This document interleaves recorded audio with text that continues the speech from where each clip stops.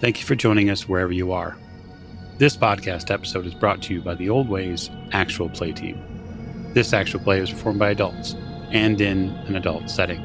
While we try very hard to stick to language for all ages, listeners should know that this podcast could contain mature themes, scenes, and languages. This actual play uses the Electric Stake rules by Free League Publishing. All content, including names, places, events, and etc., which may bear resemblance to entities living or dead, is strictly coincidental. And now, onto our show. Thank you for joining us again on another episode of the Old Ways podcast. I am not your keeper, handler, or storyteller this evening because we are back playing the Electric State with Nate in our storyteller's chair. So Nate, take it away. Thank you, Mike. Yep, I'm your friend Nate, and I am the game master for Electric State. We're playing a little one-shot of this brand new. Today it's an alpha. Who knows what it'll be out when you're listening to this. Alpha release from Free League. And we are going to start introductions to my right. This is Alex playing Taylor Mendez. You might know me from the Old Ways podcast, Masks of the Tap campaign, or Twitch at Team Leco, TEAMLECO. I didn't realize that I do this again, so I deleted my intro. That's fair. It's fair. To Alex's left. Hey, it's Miranda Maggie Aaron. That's my full name now. I've merged all personalities into one personality, and soon to bring a fourth personality on, Callan Green, Dr. Callan Green here in the Electric State. Thank you, Miranda Maggie Aaron Callan. And across from Miranda Maggie Aaron Callan. Hi, this is James, and I'll be playing Billy, the walking toaster, the drone pilot extraordinaire. We'll show you the ins and outs of the brain juju. And last, but certainly not least. Yeah, hi, this is Mike. I'm playing John Saunders, the resident outsider, and evidently the man with a gun. And so it looks like hell may come to breakfast for someone. Luckily, though, we've already had breakfast. That is true, full bellies, blood sugar up, ready for an active day, which is probably good because you've returned back to where you had previously parked your car over on a bridge and an overpass, and you see your car swinging from this crane, this construction crane that you had left. Taylor had rushed off towards the cab of the crane. There's two construction workers down there and one operator of the crane wearing a Neurocaster helmet. The rest of you keeping up and running towards this area. What happens? While we're going, Billy's going to enter the local, or not the local because he can't, but the global Neuroscape, and see if there is access to perhaps some controls. And so you are, as a drone pilot, constantly plugged in to the Electric State. And your body, wherever it happens to be, is always plugged into your Neurocaster, or whatever device that is controlling your drone body. Billy Fremont, the drone body, controlled by Billy Fremont, the mystery person somewhere, the East Coast. So you flip into the Electric State, the global Electric State. This control system has to be a local control system for the town. And so you're going to have to try and figure out if there's access to their local network, because the crane is a local device within this local network, etc. And I think immediately, Billy, you're struck by the intense and thick layers of security that you find surrounding the entirety of this local network of the city of Estrellas. It looks almost military grade, the level of protection, and it is not something you would normally ever find protecting a quaint little riverside town in the middle of the valley. I should have checked that first. Guys, I mean, there is piles upon piles upon piles of protocols here. This place looks like if a spider of code wrapped a city in a cocoon, it would look like this. Put down our card, dickhead. I continue to rush the cab. So Taylor, you get to the cab and you're running up. The crane operator has no awareness of you, but that's why he has two friends that are spotting and helping, and they're both going to grab at you. So this is going to be an opposed strength roll if you're trying to break free of them and get into the crane cab. Or do you have another objective here? No, that sounds good. That sounds good. All right. So they are both, it's just going to be a straight strength check, and I'm going to roll their strength checks. And we're just going to look at how many successes we have, and whoever has the most is going to win on this post. So Taylor is executing a crane kick then? Perhaps two of them, yes. So I got 2 on the first one. I rolled 10 D6s. I got 1 success out of my 10 D6s. I expected to beat you. And I got 2 on the second one. I did not beat you. So what you're able to do is shrug off and sort of push off these 2 construction workers, and you are able to make it into the crane cab. Now they're going to follow you, and they're starting to yell, "Hey, what are you doing? Hey, get away from there, it's dangerous." Can I try to come up behind one of them and jump on him like a spider monkey backpack, just to stop him, just to give Taylor a little bit of breathing room in his assault on this crane operator? I will let you do that. Why don't you give me an agility check to see if you can get to this construction worker without them noticing you. Okay. And they're very occupied, so I only need 1 success for you to do this in broad daylight, since Taylor has really captured their attention. That's 1 success. All right. So you are able to creep up quickly and get right behind one of these construction workers, and you want to jump onto him? I want to wrap myself around him like a backpack. You know what? I'm not even going to call for a roll for that. That just seems like an obvious thing for Dr. Green to be able to do. And so you leap up and wrap around, and the construction worker is very surprised at this. And John, you're sort of a little bit, you haven't gotten involved in this. Bo is starting to sort of pull and start to bark, but you notice the construction workers they're legitimately seem surprised at this. Yes, they're moving someone's car over and doing, like, that's a weird thing, but they are looking around. You could hear them shouting and exclaiming and almost fear, like, what is going on? Who are these people? Why is this happening? Kind of. And now one of the construction workers has a spider Callan on their back. What would you like to do? So all the construction workers have neurocashers on, right? Just the one in the crane has that. Okay. Just on And the you crane. remember, you're on the bottom by the riverbank. You're not back up top where that larger group was that you had seen before. Right. So the crane operator is the one Taylor's going for directly.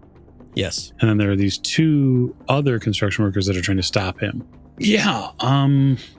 I think that what I'd probably do is tell Bo to, I probably tell the dog to stay, and I'm gonna try to run in and help the doctor, because I don't know her as a physical combatant. So Dr. Green has this construction worker sort of wrapped up. Bo's, we've previously established, a very obedient mastiff, which is important. When you have a gigantic dog, it's important for it to be obedient. More for other people's perception than the dog. The dog's probably fine. But you're able to run up, and you're basically going to have free access to this construction worker because they're a little bit busy. What are you trying to do? Yeah, I think I'd like to trip him. All right. So I'm going to call that as a close combat maneuver. Go ahead and make me a strength check or an agility. You can choose. Oh, well, then I'm going to totally choose agility, because John's agility is pretty good. And he's going to try and dodge that. Get out of the way of that. Okay. I have 3 successes. I have 0 successes. So you are able to both trip, and with those extra successes, we'll say there's probably a flare or another additional benefit you can grab from that if you can think of something that you want to do with that. Yeah, I would really like to trip the construction worker forward so that the doctor's weight can propel him to the ground harder. You do that. I'll say even more. You trip the construction worker forward. Callan Green on the back provides momentum for that poor construction worker to fall forward and just clip the side of his head on the edge of the crane. Ding! and he falls to the ground, and you can feel underneath you, Dr. Green, you can feel him go limp. Shit, sorry. Okay, it's okay. And then I immediately start to check to make sure that he's okay and stabilize as necessary. He is dazed. You check pupils as quick as, that's what you're going to be doing. And you don't think he's concussed or severely wounded at all, but he's definitely out of the count. Billy. Actually, you had mentioned a way to access the crane via the electric state. And Billy is thinking perhaps utilizing the utility routes, utilizing the program for the electricity that runs the crane itself, and see if he can use that to get in as a global backdoor. Yeah, what you would need to do is gain access to that local network for Australis. So you're going to have to bypass some of this security. Okay. Now, lucky for you, you're trying to access through utility routes, and so there's openings already.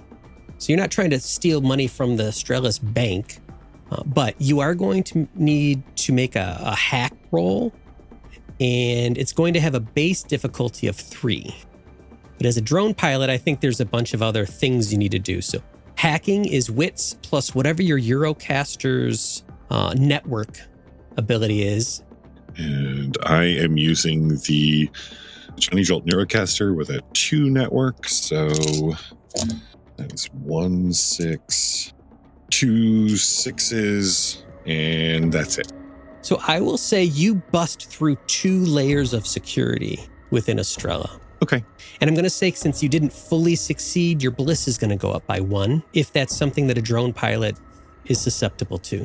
Actually, it is not. All right. So normally... drone pilots are not susceptible to... normally, they would be, but a drone pilot is... they have kind of, I guess, they're jaded to a lot of the bliss that goes on because they constantly have to look through that filter. So that is lucky for you. All right. So think of that. There is 1 construction worker left who is not incapacitated. That construction worker is going to start running towards a staircase, yelling for help. Now, remember, you're about 50 feet in below this bank, so it's unlikely anyone hears him yet, but that is his plan, and he is running as fast as he possibly can. Taylor, you're in the cab of this crane. The crane operator is still oblivious to what's happening in the physical world. Okay.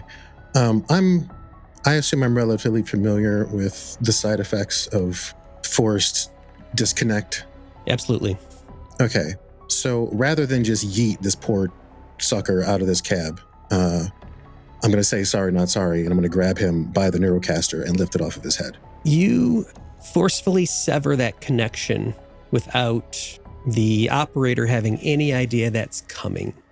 And what happens in those cases is you as a player or anyone in this world will become incapacitated, sort of dazed and incapacitated as they are suddenly lifted. That neural net is severed, and the practical effect of this is the operator sort of gasps and his eyes roll back in his head, and he makes a sort of a small noise of pain and then slumps back. You can see his eyes moving under half-closed lids, and he shakes a little bit as he's struck by this sudden removal from the network. Okay. Well, just so that you know, my intention will be to put it on. And you can put that on, and you can turn it on, and it is a purpose-built item that connects directly to this drone, to the crane.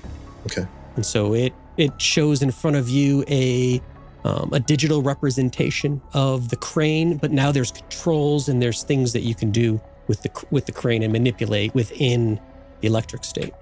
Okay. I will mentally crack my knuckles because this is what I'm actually good at, and wait for my turn. And so what I want from you is a use system roll. So that'll be wits plus network. This is network of the device, right? Yes.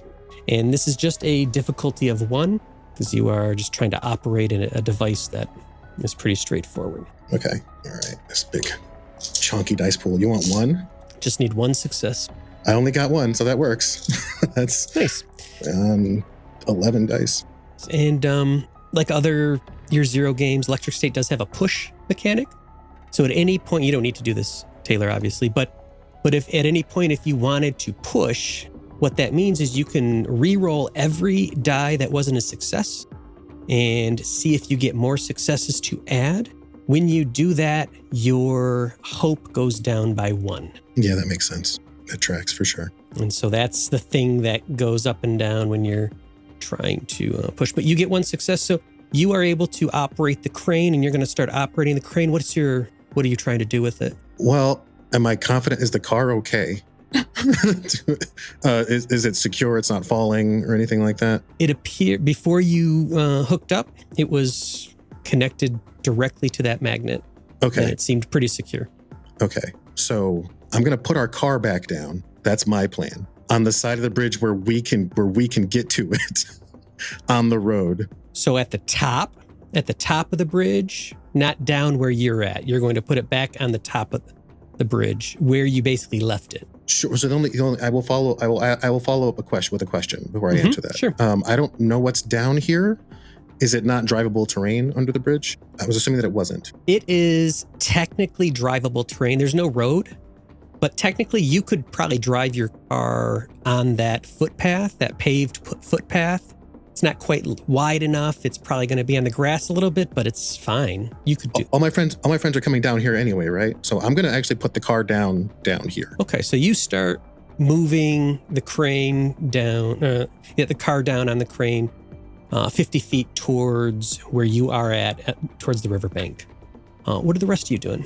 That'll take a minute or 2. I'm going to hustle up after the guy that's running away. Okay. Give me a agility check. Happy to. No, come back. I'm yelling after this guy. I have 2 successes. 2 successes. And so obviously you can run after this guy. You don't need a check for that, but that agility check was to see if you could put on some extra speed. And from somewhere you do. And you are able to, with 2 successes, successfully sort of leap towards, and you're going to try and tackle him? Or what? Yeah, I think John really doesn't want to shoot anybody. This guy's running away, and John's not the kind of guy that would shoot somebody in the back. So, yeah, I think I'll tackle him, or try to. And you wouldn't need to have run after him if you're just going to shoot him in the back. You could have just shot him in the back. I could have. It's wasted effort. Right. But again, John's not always probably completely thinking in this type of a situation which bedlam has ensued. All right, so I'll say what you're able to do with that successful roll is you run after that guy, you put on an extra burst of speed, and you jump and tackle him to the ground, and then you're able to sort of get up back on your feet, and he gets back up on his feet as well, facing you, panting, wild-eyed. What's wrong with you? Callan and Billy, what would you like to do? Callan kind of wants to run interference for Taylor, because Taylor's in this thing operating this now, so he's going to be a little more unaware of the rest of the world. I don't know if more of these guys are coming down or these fucking weirdos from town are coming. So I want to run interference for Taylor if I can while I'm up here. So kind of like watching over Taylor as he's in this crane neuroscape. All right, are you going to get by the crane, get into the cab, or stay where you're at and just sort of watch? I would probably get up by the cab of the crane. I don't. Okay. Not necessary for me to get in if he's in, but just out to keep watch and fuck anyone up. So you replace one of the construction workers where they sort of were as Taylor's spotter. And a spotter for a crane in this situation is more, exactly as you said, more for the benefit of the operator who is oblivious to the world around them. And the operator has much better visibility than a crane operator for us, in our world. So, but there's pros and cons to everything. Make me a wits check, if you would, Dr. Green. 1 success.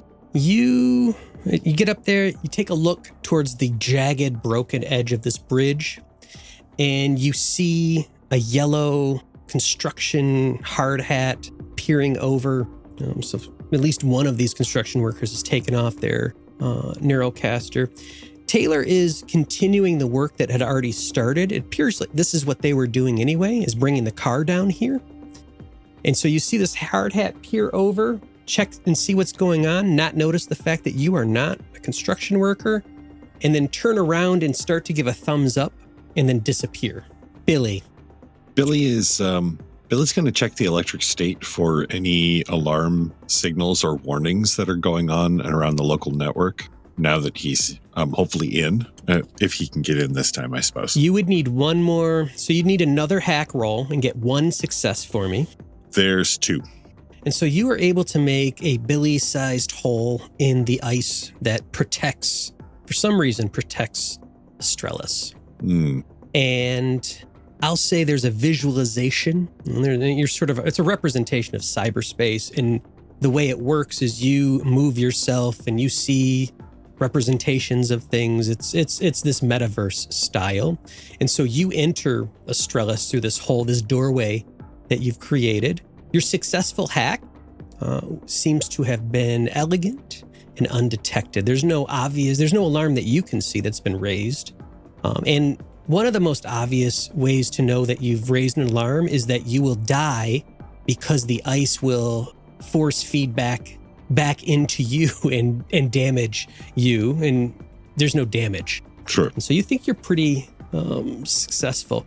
When you move into the Astrelus local network, things are slower and the resolution and the visualizations are much rougher and blockier. You realize that this connection is maybe a single physical connection that is not high capacity, high bandwidth.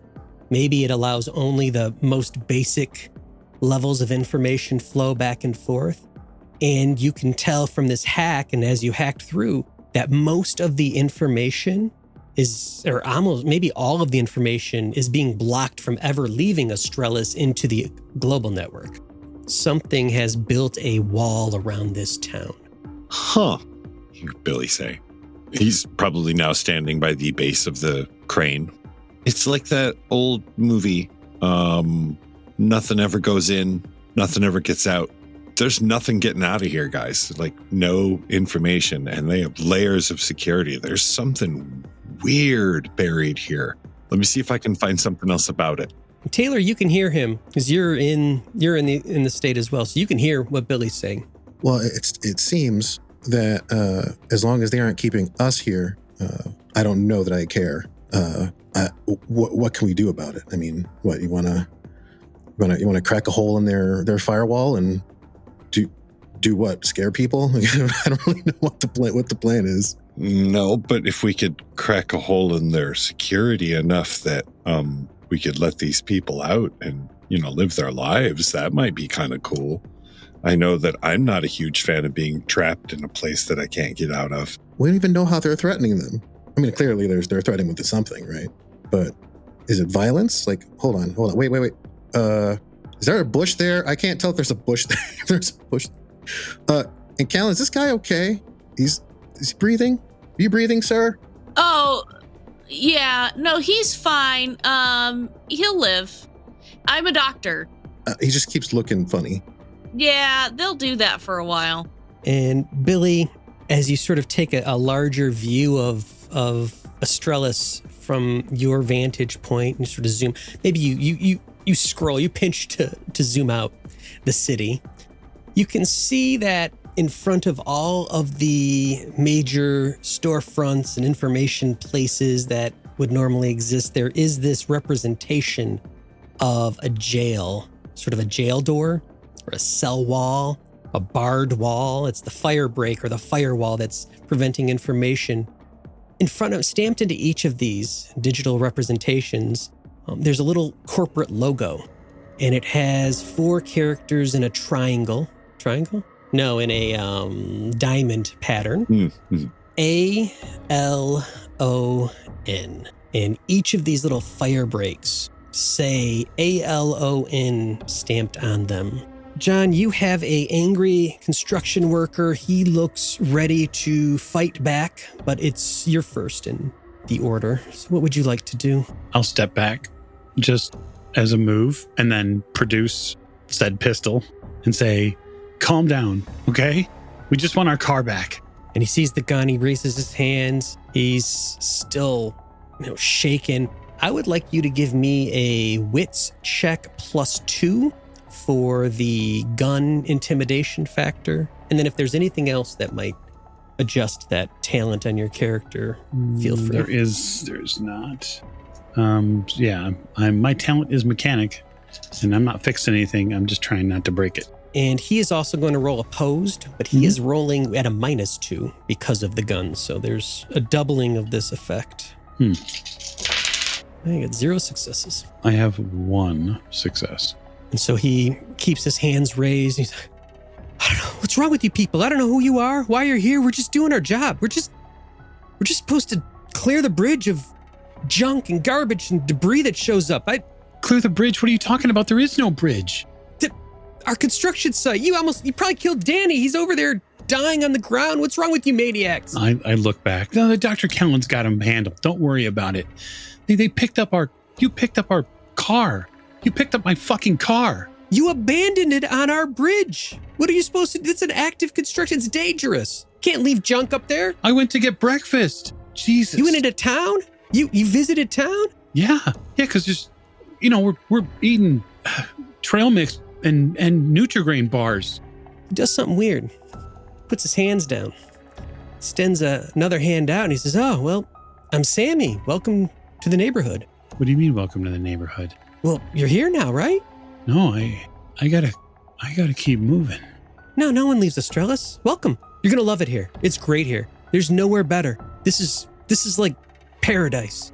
John probably looks really confused, maybe a little pale now. But I don't want to be here. I've got to get Bo. I have to go find Elias and give him his dog back. You've seen the town. You've seen what we have. We'll find you a job. We'll find all of you have a doctor. I mean, it looks like you have a crane operator. No, this is the start of a new life. You're going to love it here. You are never going to want to leave. You are never going to leave. You are never going to want to leave. Wait, hang on. Did you say I'm never going to leave? No one. Why would you ever want to leave? Yeah. No, you'll be here forever until you're dead, and you'll love it. This isn't where I want to be. I back down a couple of steps back down towards where my group is.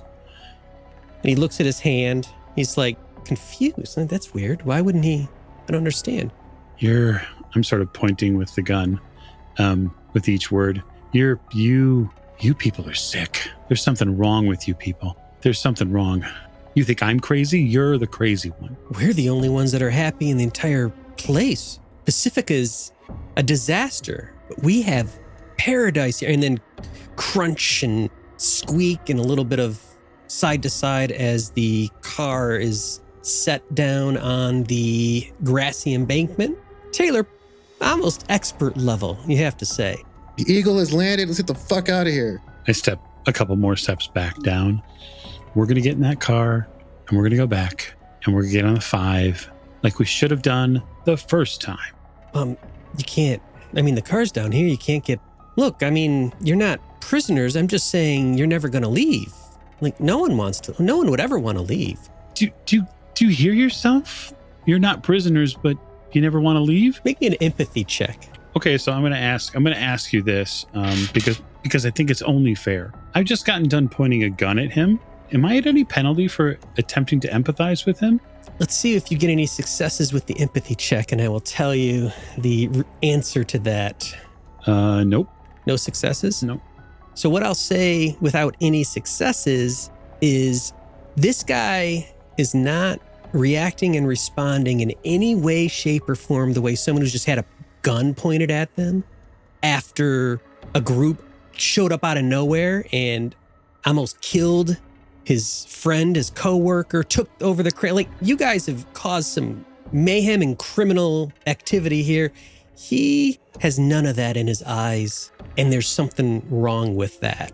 And you're thinking back to that Neurocaster, all of them locked up in the beginning. It's not connecting. He's not responding and reacting in a way that people normally would. Okay, I keep backing away. You stay up there and don't move. Sure. I keep backing up. Can I pet your dog? Hell no, you can't pet Bo. You know what? You know Jimmy from town? The kid cried on that dog because he's so desperate to leave. Oh, he just loves dogs. Jimmy loves dogs. Everyone knows that. Callan, what are you doing? Well, they're not down here with us, right? Like they're up top. No, they're not up top. They're like 20 feet, 30 feet away. Oh. Because John had chased him down and tackled him and stopped him from heading up top. So you can sort of hear the conversation. You're not close enough to really see clearly. You're trying to keep your eyes on both the crane and the car and everything. But yeah, they're there. The car's down now, though. So It is. I feel like I would rush over to see if the car's okay. Give it an old, oh, fuck, who had the keys? Did we leave the key? We wouldn't have left the keys in it, John. That's why I run over and honk the horn, like, get over here. The horn echoes. The two enormous, you can see from above, that same hard hat looks down at your signal. Billy, what's going on in the electric state, or you can hop back and forth into the real world at will, whatever you want. I think Billy's going to pop back to the real world. I don't think he's going to find too much more where he was.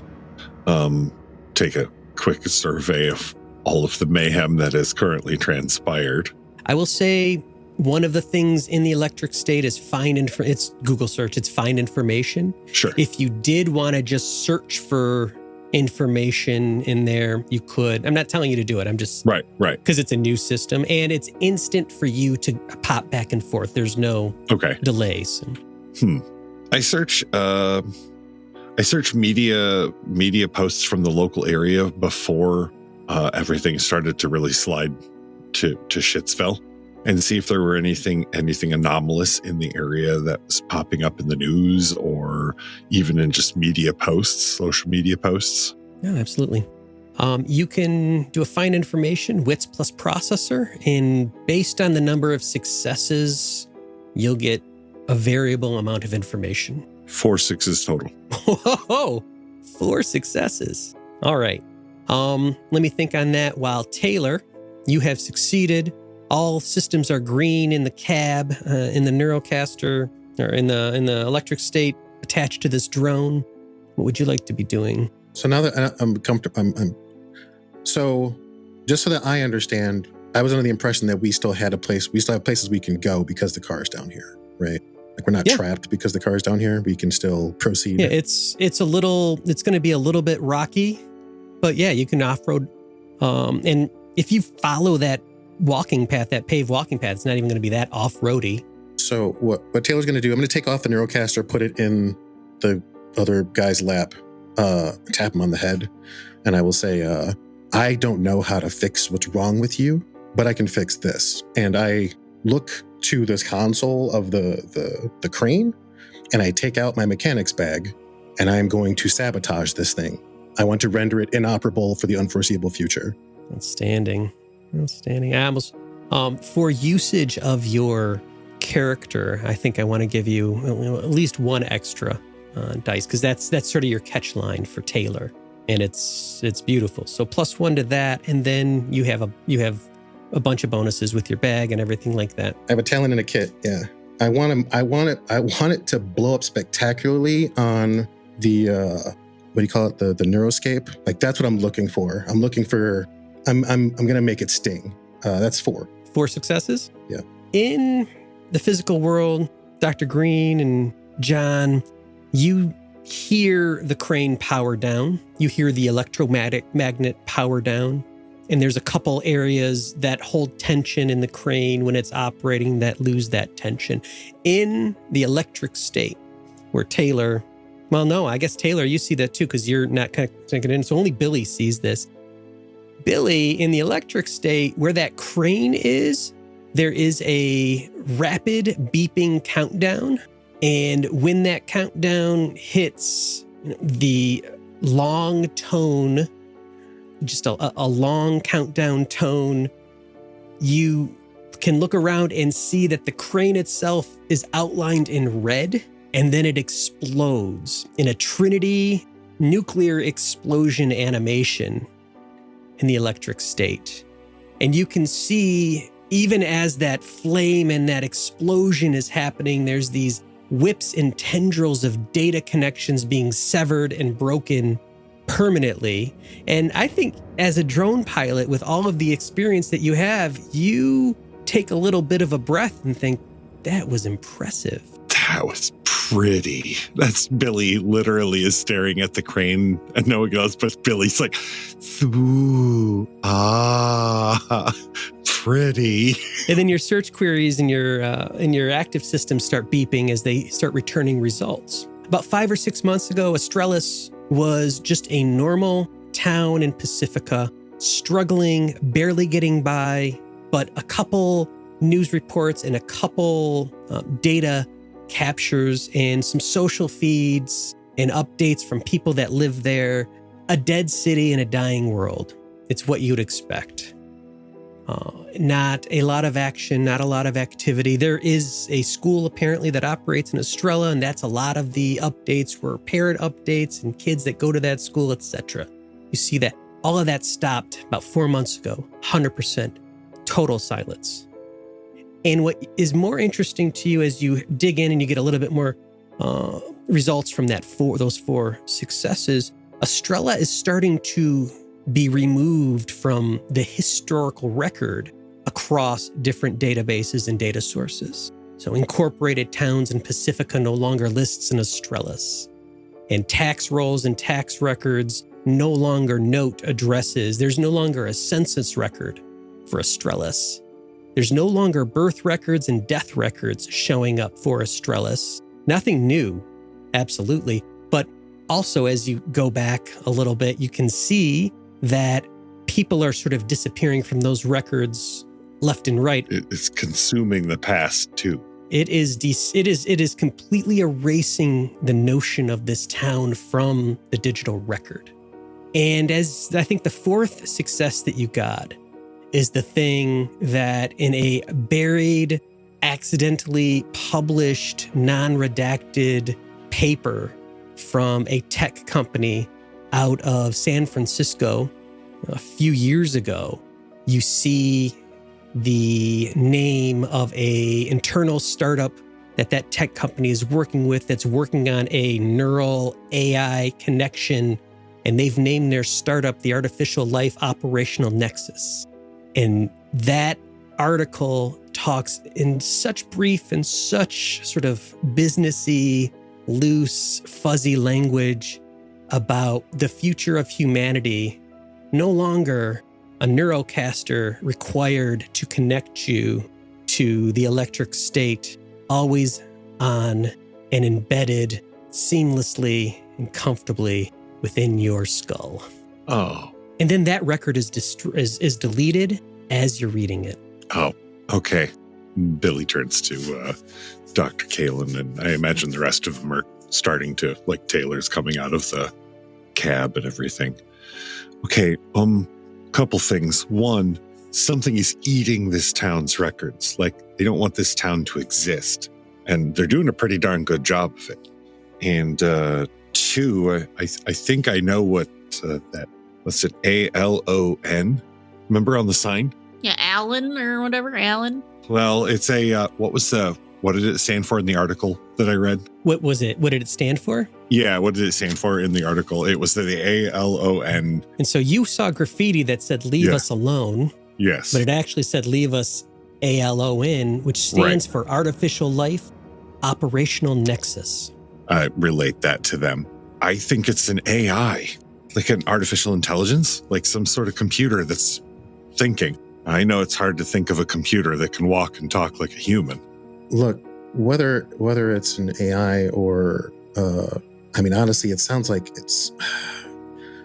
bunch of fucking eggheads is what it sounds like. Do I get it? I mean, sure, like reprogramming human consciousness, I'm kind of in, but this isn't the right way to do it. And I will gesture to the construction workers, and I won't point at Billy, but they all know I mean Billy. I'm not really.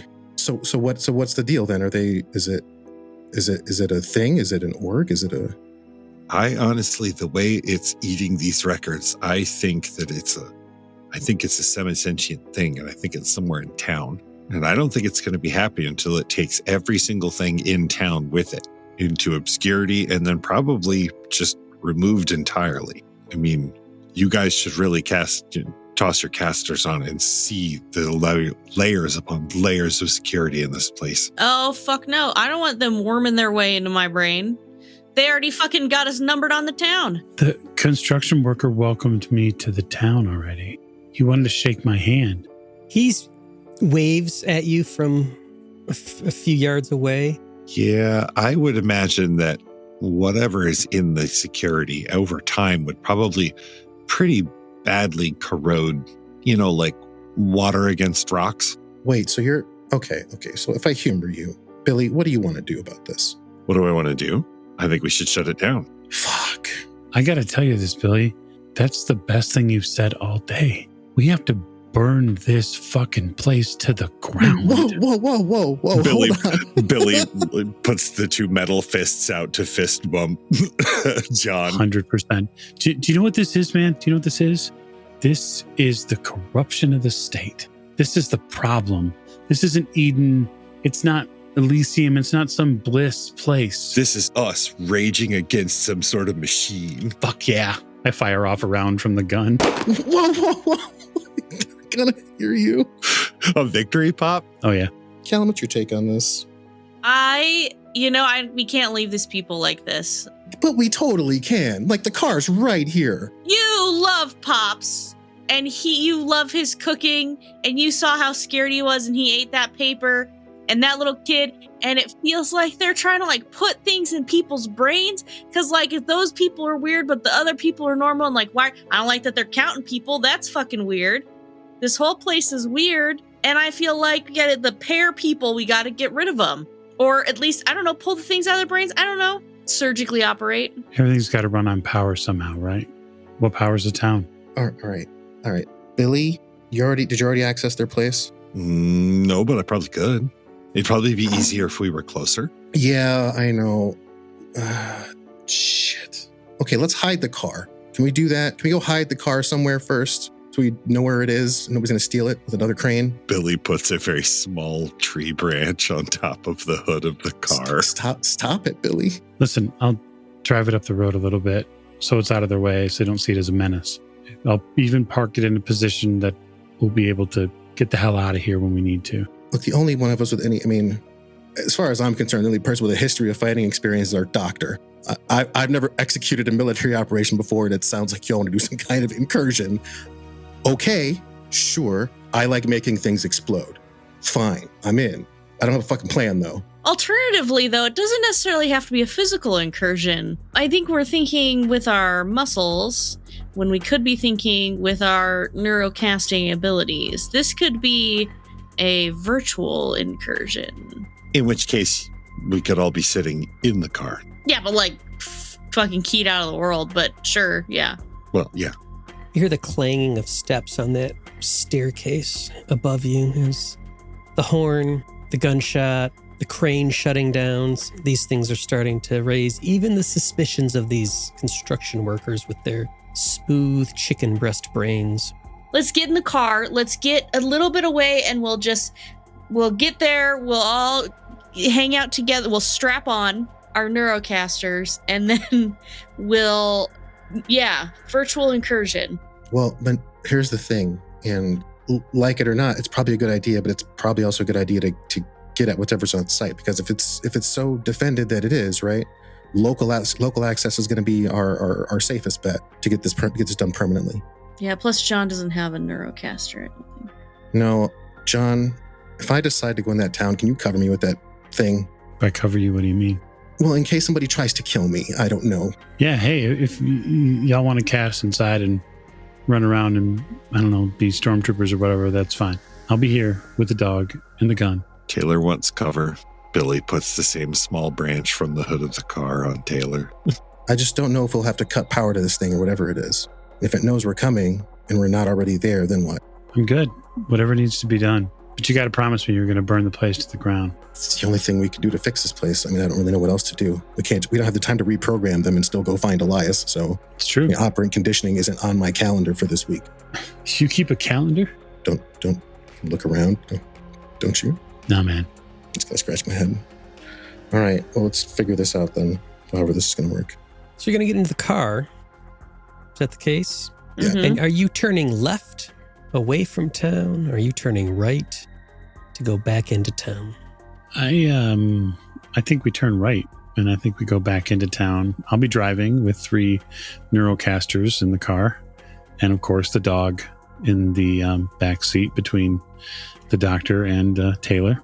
And so you turn the car around. You can see more of the construction workers now starting to reach the bottom, and they're looking and they're pointing, they're talking.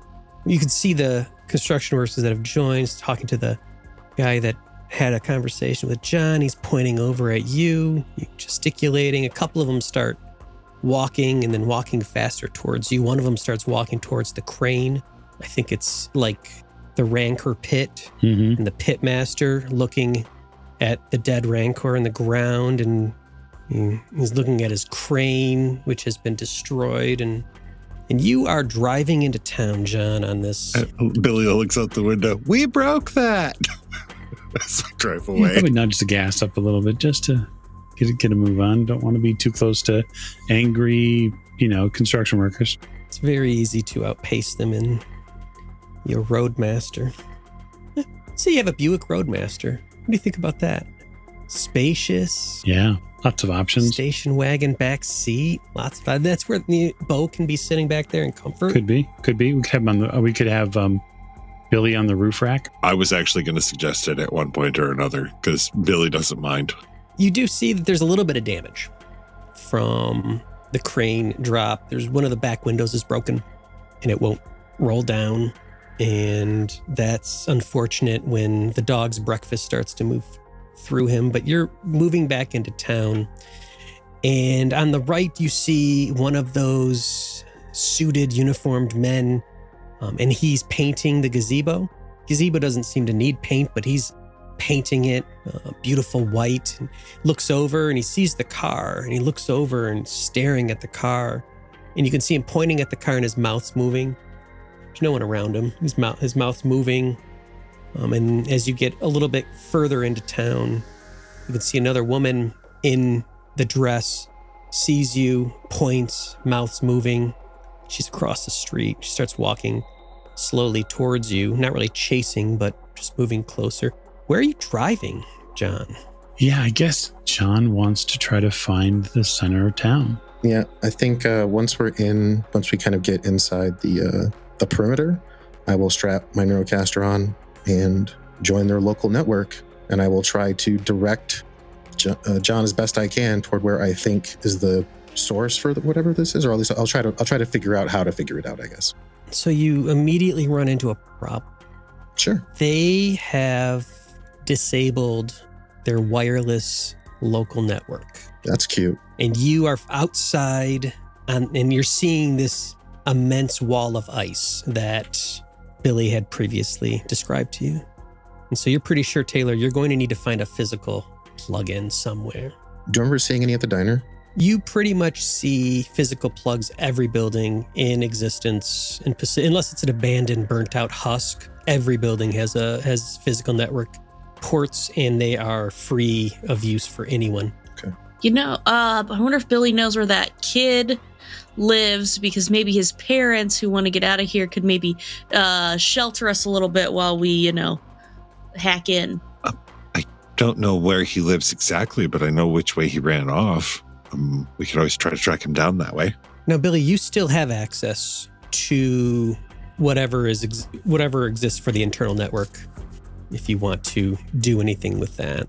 Actually, I will see if I can access the local CCTV or cameras, like security cameras, intersections around town. Or is there like a directory of some sort? Yeah. And then see if I can find a personnel directory. Personals, they do a count, so they've got to have a list. Which one do you want to try first? You know what? The CCTV might be a little late now because he's probably home. So let's go with the people directory first. That will be a straight lookup roll. So it's a wits plus processor. And since you've already made your way into the network, it's just a difficulty of 1. Taylor, if you wanted to try to hack in, you could do the same. It would be the same. You'd need 4 total successes. Okay. I feel like I'll give it a shot. I got 2 successes. Nice. If I'm in, can I help? Can I aid? Is this a role that another player can aid on? I don't think this one, I don't know how you would help. Since I'm already on the inside of the system, can I change his status access? I like that. I think, yeah, Billy, as someone who's already wormed their way into the network, can help.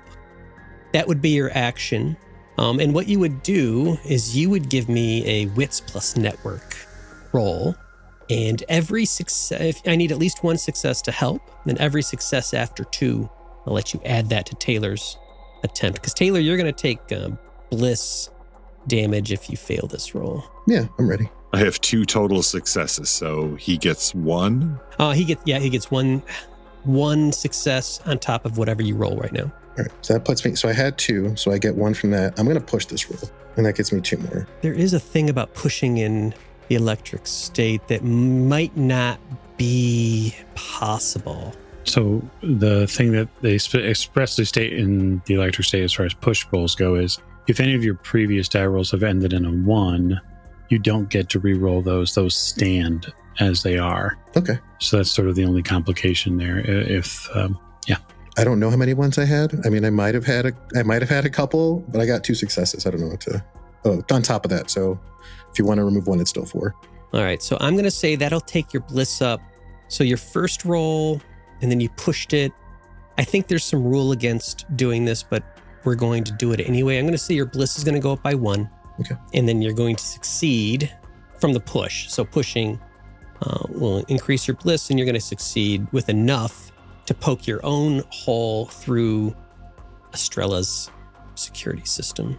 And now, Billy, you have a friend in the electric state within Estrella. Taylor, you see the same thing. It's very slow, low res. This place sucks. Information is, it does. It's like the information's being throttled and blocked, and graphics are not. It looks like a public school. Billy tests the system by the only true benchmark. He runs Doom low key in the background to see how it runs. It's the only true technological benchmark. You get the console up to see what your frames per second is. This sucks.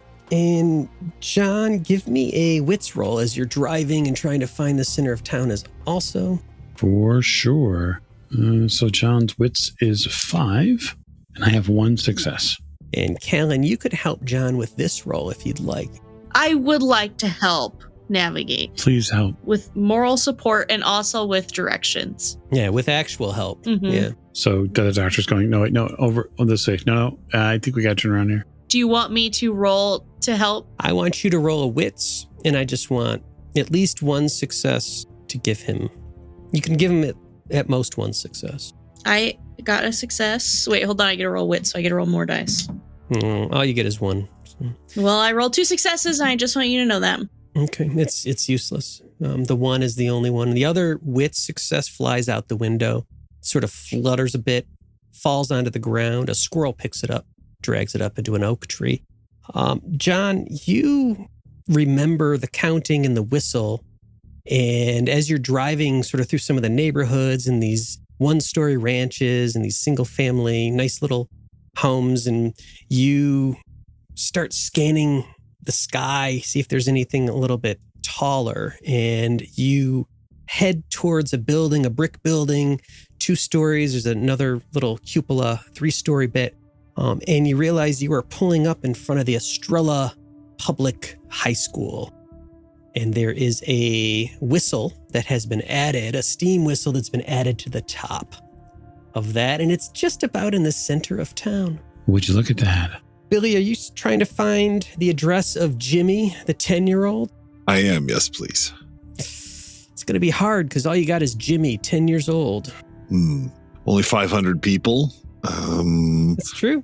So he goes through, can he sort the list in any way? Did you make your find information roll? Remember, a lot of the information from Estrella has been removed, destroyed. 3 successes on that one. I needed 2, so you got 3, which is good. You needed 2 because county rolls and census rolls and all that information is gone. You're able to get into the school system records, though. And you're able to find a few Jimmys out of the 70 or so kids that are enrolled in Estrella, but only one that looks to be the right age. And so you find a address that looks likely. And when you see you're at this high school, you think it's probably 5 or 6 blocks away from the school here. It's pretty close. All right. Take that address. Tell it to John. Taylor, this school in the electric state is throbbing with information density and power. See, I was actually thinking, because like if the information's getting choked, throttled, drained somewhere, it has to flow to somewhere. So my intention was to try to kind of follow it to see where the natural, I guess, endpoint is. And I mean, he called it a nexus. I'm just going to kind of assume that's what we're looking at here. So I guess I will say, Billy, did you find that kid? I think so. I have an address. All right. This is where, this is the hotspot where we are right now. So why don't y'all take, Meat and Robot to go, I don't know, meet the Smiths or whatever the hell their name is. I'm going to take a look here. I'm not going to go invading anything. I just kind of want to get a feel for what I'm looking at here. And I'll rejoin you whenever I can figure out what I can figure out. Just don't draw anything on my face. I will do my best to try not to draw anything on you. And if you're not out in a few minutes, I'll come back. I'll come in and get you. I will virtually get out of the car. Shitty network. Ugh. And it's hard to move your avatar through this area. I will pixelate myself. Heavy and cloggy. Yeah, and I'm going to go 2D. Ghosting and mirroring. You can see, Billy, that Taylor's movements are repeated and duplicated sometimes. He bounces back and then moves again forward, and as he's trying to move through. So whatever is happening here, it's not something you've seen, you're not familiar with, but there's an information density here that feels very foreign. Callan and John, you still have Taylor just virtually left, but what's the plan? What's the idea that you guys want to do? I think we're driving towards that building, right? Yeah. Yeah, that's the idea. But we're also probably, at least I am, keeping a really sharp look on what's going on around us. Absolutely. Because I don't trust the city or the people who live in it. No, and I feel like they could possibly, with Taylor, with them in the electric state and they're in the neuroscape, I feel like they could possibly sense us like some sort of antibody fighting off a virus or a disease. And they might come looking for us. So I feel like I would be right there with John, head on a swivel, waiting for something to come for us. So you're in the parking lot of this high school. As far as you can remember, it's a school day. There's absolutely no school going on here. There's no cars in the parking lot, which, as you notice that, you realize there's been no cars really anywhere other than a couple cars abandoned at the side of roads in these neighborhoods that are obviously undrivable. You're just going to wait? You just want to wait here? See what happens? Yeah, I think we'll wait. I'm not putting the car in park, though.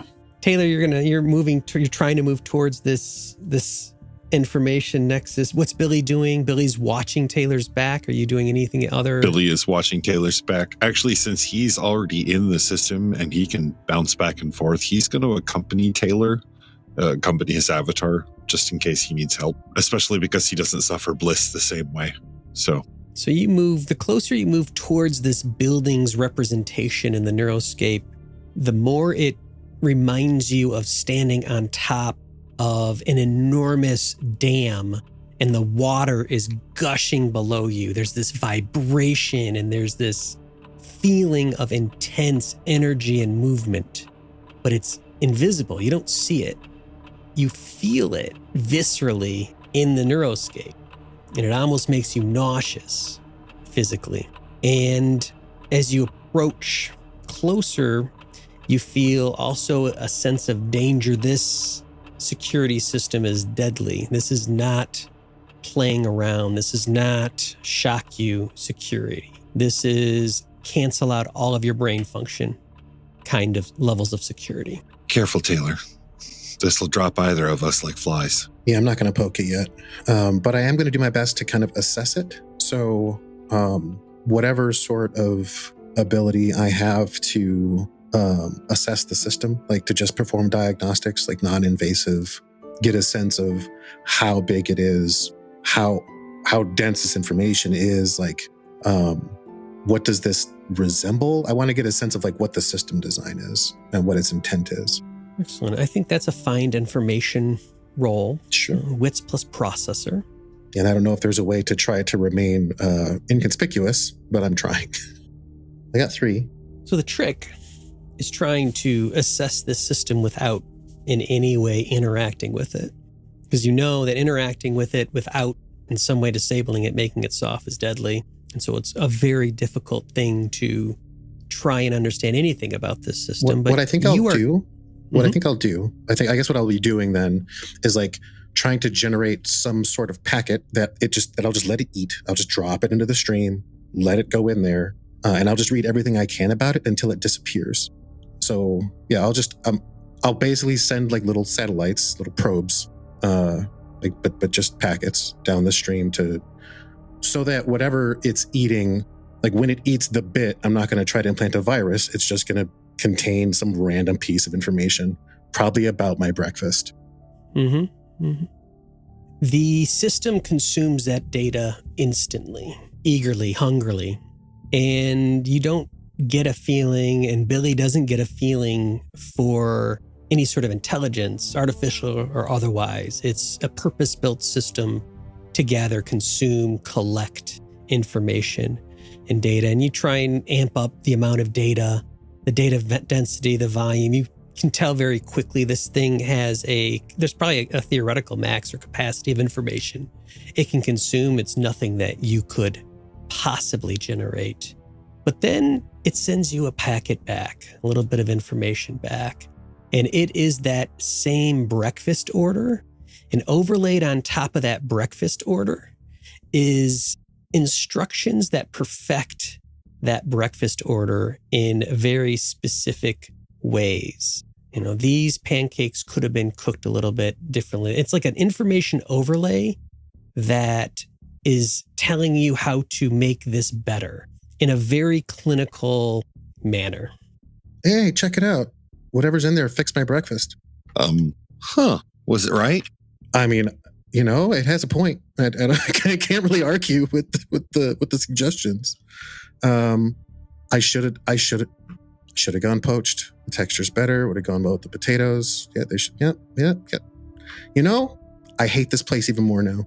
How are you going to correct the man's breakfast? 4 people are approaching you, your car, John, from across the other side, the parking lot. You notice them as they walk around the corner of the school. 2 men, 2 women. On a scale of 1 to 10, how in sync are they walking?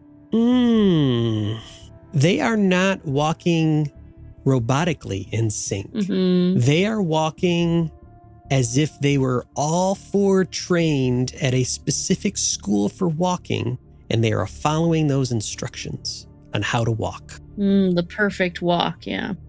But they don't have that uncanny, they don't have a drone-ish uncanny feel. No, but feel it's a walk that is notable. Stride, length, arm swing. No motion is wasted. It's just very efficient, and they're just walking, but it's like a runway walk. And they're heading right towards the car. They don't seem angry. They don't seem like they don't have any weaponry displayed, but they're coming straight towards you. Well, they're about to be angry. So what's the play here, Doctor? I don't know. I mean, I'm pretty keen on running people over with cars, but I don't want to hurt the baby. The car's the baby. So I don't know. Do we shoot it? I feel like shooting them is kind of drastic, but maybe we could incapacitate them somehow, or just talk them in a circle and then they get real maybe we should talk to them. Okay. Talk first. But be ready with the car or the gun. Taylor, I need you to roll me, whatever your bliss is, Taylor, I need you to roll me that many dice and tell me if you get any successes. A success would be a 6? Yes. That is not a success. I got a 4. There is a feeling that rushes over you just for a brief second about how wonderful and nice it would be just to nestle up here and stay here forever. And you shrug it off, you push it off, but it is... Whoa. No, wait a minute. Where did that go? Billy, find it. What? Find it. Billy? I'm looking for where that impulse came from. For the what? No, this is, you assholes. If I find any of my research on this bullshit. So anyway, I'm looking specifically for like the compulsory signal. Like, where did that come from? And I think if you want to enlist Billy in this search as well, it'll be another find information. Could be a hack. I don't think it's a hack yet. It's a find information. So another wits plus processor. Both of you roll and see if you can get me 4 successes or more. And John and Dr. Green. Yeah, I'll get out of the car and kind of like hands out in front of me, approach towards them. Just like they see I don't have any weapons or anything. Everything's fine over here. We're happy you could welcome us. We saw our numbers on the billboard. That's great. And are these people dressed wearing the clothes, the pair people? Absolutely. Well, welcome, Dr. Green. It's so wonderful to meet you in person. We've learned as much as we possibly could about you, and we're so excited. We have a place picked out that you're going to love. That's, like a house for myself, yes, huh? Of course. Cool. The problem is we got a job. And we're actually going to find our friend Elias. We could find him and bring him right back here. He'd love this place. So we need to leave for a little bit and then come back. Don't be silly. No one wants to leave. No, but we do, yeah. Why would you want to leave? This place is perfection. And Taylor, what did you say you got? How many successes? I got 3. I think Billy got 1. I got 1. +1, 4. That impulse absolutely came from this data storage, this data set that is in the school. And as you track it down, you get a sense of scale, you get a sense of size. It is processing hundreds and hundreds of terabytes of information just constantly. Every second, every half second, every microsecond, just constantly processing. And then with 4, and you've gotten a lot of successes as you've been sort of poking around at this, you start to understand and see as you're looking through some of the network configurations and the data configuration, there's a number of different data storage sets, almost like brains that are processing information. And they're all sitting within this school, and they're all sending information into this system to process and then sending it out somewhere. Like you got that perfected information from a brain. And you can now see some of these messages passing to these 4. Wait, but it's not a brain. It's a collective brain. It's a bunch of brains. It's not one thing. Yeah. That sort of explains the massive thrumming of this data density. And the 4 bright white lights that are approaching you are getting some of these messages as they come back and forth. And Dr. Green, is this is John, right? You have the dog? The dog is a favorite of so many already. Mm-hmm. Hey, it's weird. There's no kids in school today. What's up with that business? Children are educated more directly, and they're educated more effectively and efficiently through our internal neuro state. There's no need to waste time in the physical school system anymore. Yeah. It's a paradise. Wow. Hey, that sounds great. I think I would like to send a packet to that person. I would love that. That'll be a hacking roll. Yeah, my plan is to, based on, because I can still, am I still aware of the conversation they're having? It's just muffled, kind of? Is that how that goes? Like, I'm not like deaf to the world. I have like a penalty, right?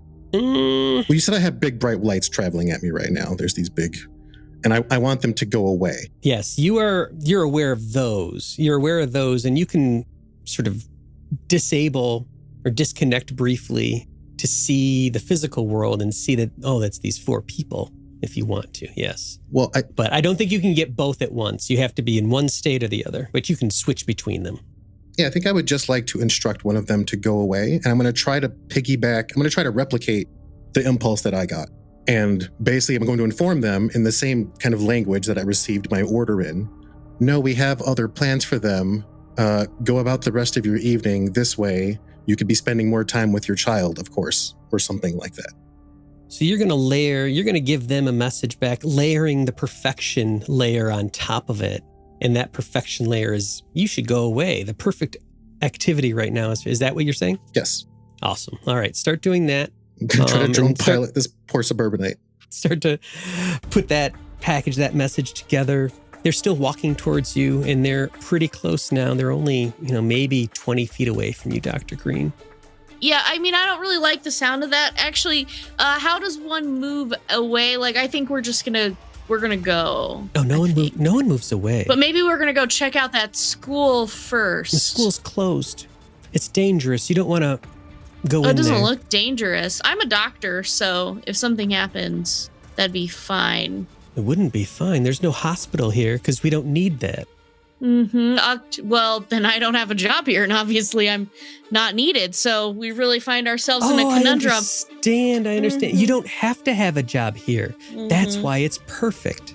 Everything is taken care of, and they're reaching out now to grab. Yeah, they're coming towards me. I've been moving back and towards constantly. the school. Yeah, right. Yeah, we're just in this. I'm standing up. I get out of the driver's seat. I stand up out of the car, and I sort of keep the gun obscured from their vision. And I'm going to say, the school's dangerous. Tell me why. There's no one there to help if anyone gets into any trouble. But if this place is perfect, why is the school dangerous? It's perfect because we don't allow people to go to dangerous places like the school.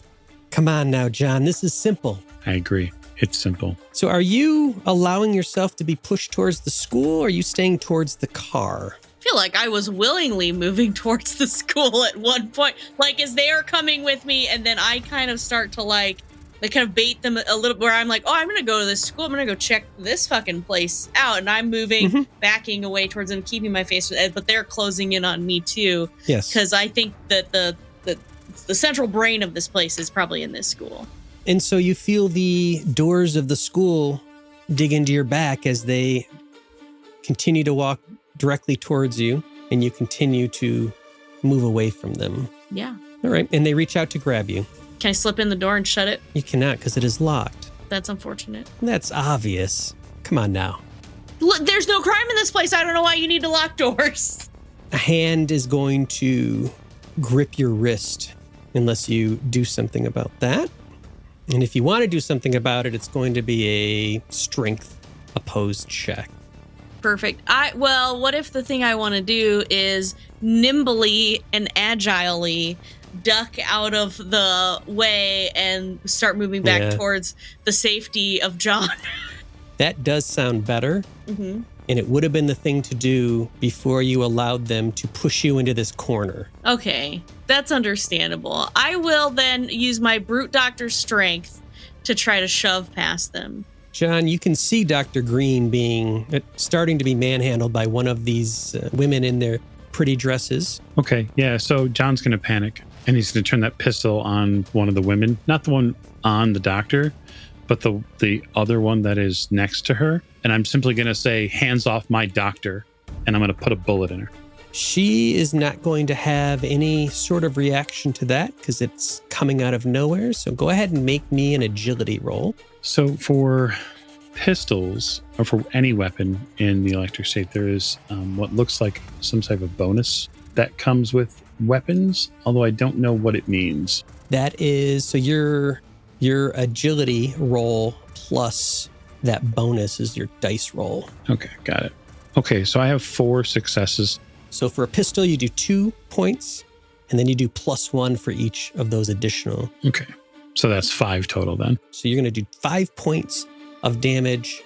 You squeeze the trigger, the shot goes off, and it is shockingly loud in this very quiet, peaceful community. And the front of the woman's dress gets a small little puncture hole right over by the collarbone, and the back explodes out in the exit wound, and she screams very quickly, and then that's cut off as she falls backwards onto the ground. And all three of the remaining turn around, look with wild eyes at what you've done, and then they look up at you. She's bleeding.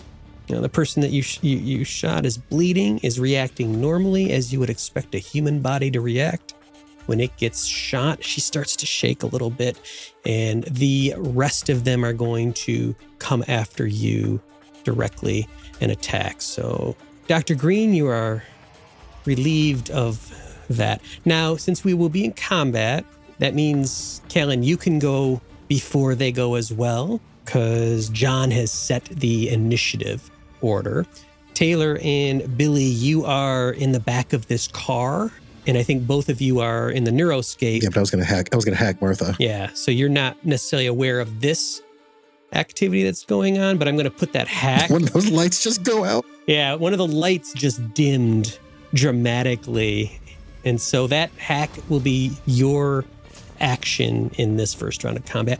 Callan, what do you want to do though first with your combat move and action? I'm unarmed and not strong, but unfortunately in combat, when you're in close range, it's always strength that you roll regardless. So, I think it worked out so well for me to just kind of go wild on one before that's what I am going to try to do again. Is I want to try to grab one and sweep the leg, shove her to the ground. Okay, so it'll be to your advantage because the woman that was in front of you had turned around to see what was going on with that gunshot and is looking at that carnage. And so her back is to you. So you can do a close combat roll. She's not going to try and do anything about that. So all you need is at least one success. It was just a standard strength, right? And I can't think of a way to make you use agility. It's okay. No, because it's close combat anyways. I rolled a 1 and a 2, so. Whatever you were attempting to do, you were trying to maybe trip her? Was that sweep the leg, trying to trip her? Yep. So you swing around and you try to trip her and you kick her leg and she doesn't trip and she feels it and turns back around. You can still move though, if you would. Although you're supposed to move the very first thing in combat, so I guess you can't move now that I think about it. That's okay, because I don't want to move too far away from this door anyways, because I want to get into this fucking place. Okay, locked door. Taylor, what was your hack roll? Well, I didn't make it yet. I was waiting for... All right, let's make that hack roll. Let's see. There's now 3 1/8 of these very bright lights in the neuroscape. I was already targeting one, so hopefully it's not the dim one. And I got 2 successes. 2 successes isn't enough to incapacitate, but for a second, John, you can see the man that was next to the woman that you shot sort of looks off into space and is dazed. I mean, this is a one shot, right?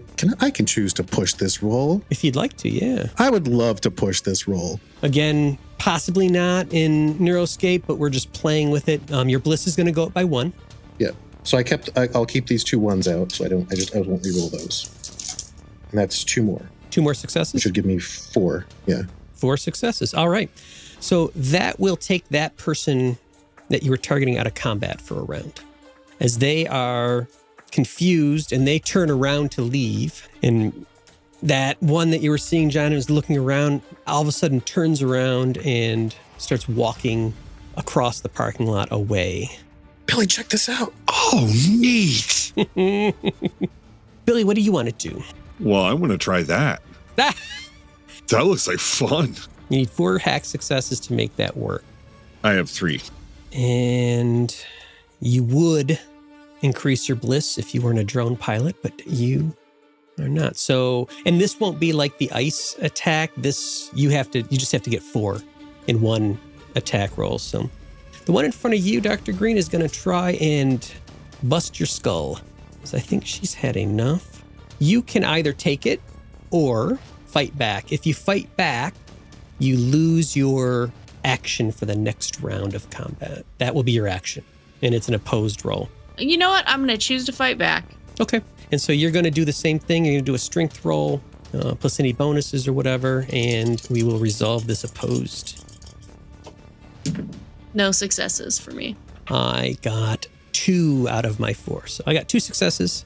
And so you're going to take 3 points of health damage. Okay. And when she hits you, they are the walking. It was like, oh, you went to walking school. She went to fighting school also. She hits you with a 1-2 combo that is textbook. And that does drop me to 0, which I believe means I'm incapacitated. Yeah. So you fall to the ground incapacitated. Yes. And so, John, you see the woman that had been about to grab Dr. Green, turn around and punch her right hook, and it knocks her out and straight down onto the ground. You can see bleeding a little bit from her nose. The other one is going to move towards you and try and attack you. Same thing. You can either take the hit if he hits, or you can fight back. Yeah, I'm going to try to take the hit. Okay. 1 success. So you'll take 2 points of damage. Okay. And that's their round. It's back to you. Now, Dr. Green is incapacitated. She's got 0. She's going to start making death rolls. She's going to roll 4 dice. She has to make 3 successes on those 4 dice over 3 death rolls, or within 3 death rolls. If she doesn't, she dies. Now, if you had a medic, the medic can stabilize, but I am the medic. Is incapacitated. Yeah. Now, another person could rally the incapacitated person. It's an empathy roll. And if you rally a person, you roll empathy. Each success gives them 1 hit point. They're able to get up off the ground. They're able to start doing moves again. They still have to succeed at their death roll before they're to stabilize. What I'm going to say, since it's a one-shot and we're closing in on this, if you can rally Dr. Green can stabilize herself with her own medic roll, or you can just see if she rolls. I mean, it's odds are she'll roll her successes over her rounds of death rolls that she has. So I rolled 1 success this death roll, so you need to roll 2 more successes over the next 2 rounds of combat. Mm-hmm. So let's start with John. John, what do you want to do in this? I just got accosted by some guy, right? Mm-hmm. One of these guys came up and He's right in your face. Punched me. Yeah, I'm going to put this pistol in his gut and pull the trigger. I'm done screwing around with these people. What's interesting about this is you can still use your ranged weapon like this. You're going to roll strength instead of agility. You're going to take -2 on your dice, but you can use that weapon's damage if you would like. Otherwise, you can start throwing fists. So you can use a gun in close combat with this sort of modified combat setup that they do. So it's your choice. So it's essentially a 2 dice penalty. Mm-hmm. I have 3 on the 2 dice penalty. Nice. So that's 2, 3, 4 points of damage. Did you maybe want to push that? I think I do, actually. All right. Yeah, I'm not a huge fan of this person. They've messed with my my friend Dr. Green. And you only need 1 success. And there it is. That's a 6. All right. Same thing. You push the gun into this person's stomach. You pull the trigger, and a spray of blood, a huge explosion, stumbles back, falls back onto the ground as well, shaking a little bit. Now there's 2 on the ground. There's 1 wandering off, and there's 1 by Dr. Green.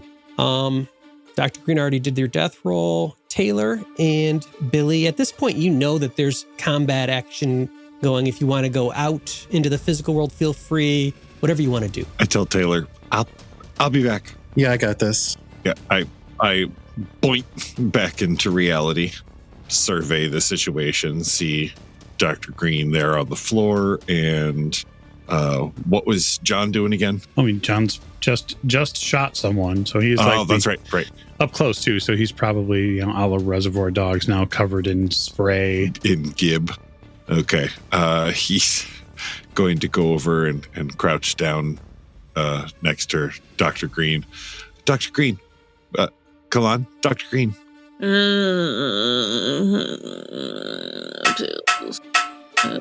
That's the way you do it. Make me one of those metal empathy rolls. Yeah. three damage just from smacking the side of your head. 2 successes actually on empathy. So Dr. Green will regain 2 hit points, which is nice. And let me find the rally. Get you back on your feet. I'm going to say that, like I said, I guess it doesn't explicitly say that. It explicitly says I need to keep making death rolls. Yes, but I'm going to say that it gets you back on your feet so you can start, you can do things now. Okay. Like perform medical first aid on yourself. Mm-hmm. Just going to say that works because it doesn't say it doesn't. Yeah, it sounds like you are, they've patched you up enough to like they've smelling salted you, they've smacked you around, but you're still bleeding uncontrollably. You might still have internal bleeding or something like bleeding, that. yes. Yep. So you couldn't still die even though you're conscious and have hit points. But now you can take one of them with you to hell or wherever you end up in this place. Taylor, what would you like to do? I think so. There's still that other blinking light, right? Or the other bright light. There's two. There's one that's sort of halfway across the parking lot now, and there's one that's right in the middle. That's the one that I gave the command to, though. Yep, that's the one that you sent away. I'm going to take my I'll take my neurocaster off, and I'm going to get what I kind of want to do is if I take my neurocaster off and I see Billy hovered over the doctor, and there's some random lady there who was also the blinking, who was standing over the doctor. I guess I'm going to go tackle me a housewife. All right, so that'll be close combat. That'll be a strength roll. I could come flying out of the car. So that's your move from the car up to there, and then your action is the tackle. All right, I got 2. And so that will do 2 points and knock this woman back against the door, sort of fighting over the just recently from the brink Dr. Green, and people are moving out of the way, and you engage and start attacking her. Back off, brownie bot. The one that you're attacking is going to turn back towards you and is going to attempt to hit you back. And you can either take the hit if she actually connects, or you can try and fight back. Oh, I'm going to fight back. If you fight back, you don't get a move the next round. All right. Well, she got 0 successes on her 4. Did you get any? I got 1. I was going to push, but you only got 0, so I'll take the 1 that I got. So you got 1, so she takes another point of damage from that. The other one is going to run towards John, and he's going to try and take John out. Yeah, I mean, I took the hit last time. I'm a little concerned. So I am going to try to get out of the way of that, I think. Okay. So that's agility. You can either take the hit or fight back for close combat. Oh. For ranged, you can try and dodge. In close combat, it's going to be strength-based. Yes, and he's going to roll 4. I'm going to fight back. All right. I have 1. He got 0. So you do some damage, and I'm going to say, just for the sake of expediency, you're going to wrap these last 2 up in some way, because now it's 3, it's 4 on 2, but they're both injured. You've got the upper hand. Would you want to incapacitate them? What would you want to do? Yeah, I would want to incapacitate them. Billy can just toddle over and, big metal fist on the top of the head. So we're just going to fast forward through this. You have 2 dead and 2 that are unconscious, incapacitated. You can tie them up with some rope from the trunk of the car. Yeah, I look over at Taylor. Did you figure out what the hell was powering this place? Yeah, there's, from what I can gather, there's either machines or actual people inside that are processing this information and generating commands. So that guy that ran, I spoofed a command and sent him that way. That's messed up. These people have receivers in their brains, or at least something like that. It's kind of bonkers. So, feedback loop? Well, we have to get inside if we're going to do anything about this. Doc, you okay? Are you okay? Doc Green, make me a medic roll, which I think is a wits. It is wits, and I believe I get my medic bonus. Well, no, just I can roll wits to stabilize. I don't get a bonus because I did not take medical gear. Okay, I got a 6. Thank God. Wait, did you just keep rolling until you got a 6 out of it? Yeah, well, I only have 2 dice, and I have 6 wits, so... All right, so you have 2 hit points, but you're able to stabilize yourself, which is good. Since you went down to 0, we are going to roll on the serious injury. It's a D66. Okay. 44. Oh, that's a shame. 11 to 36 is no injury out of the serious injuries roll. So the 44, and you have broken ribs. Tracks. So when she punched you, maybe it was a hook cross into the ribs, I guess, is what we'll change that to, because you have -2 dice on strength and agility rolls for D6 days. So your ribs are aching and hurting, but that's the outcome. That's the consequence of becoming incapacitated.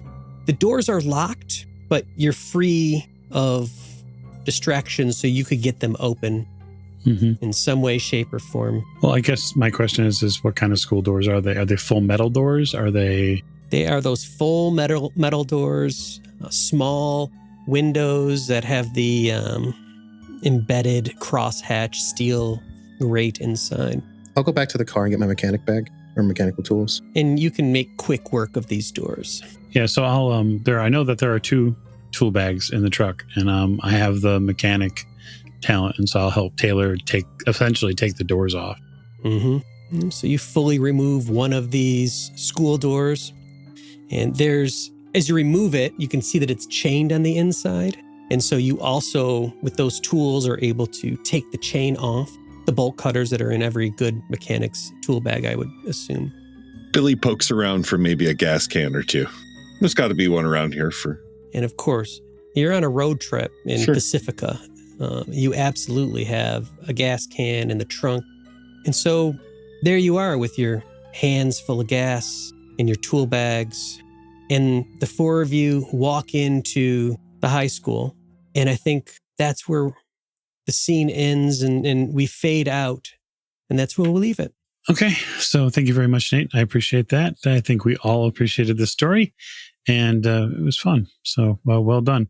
So I want to give a big thank you to all of the cast, and of course to Nate for running the Electric State. We were running the alpha version. So if you're listening to this, as Nate mentioned, if you're listening to this after the full release, so some of the rules might change, some of the setting material might be tweaked just a little bit. But I definitely enjoyed the story we got to tell. So thank you and good night.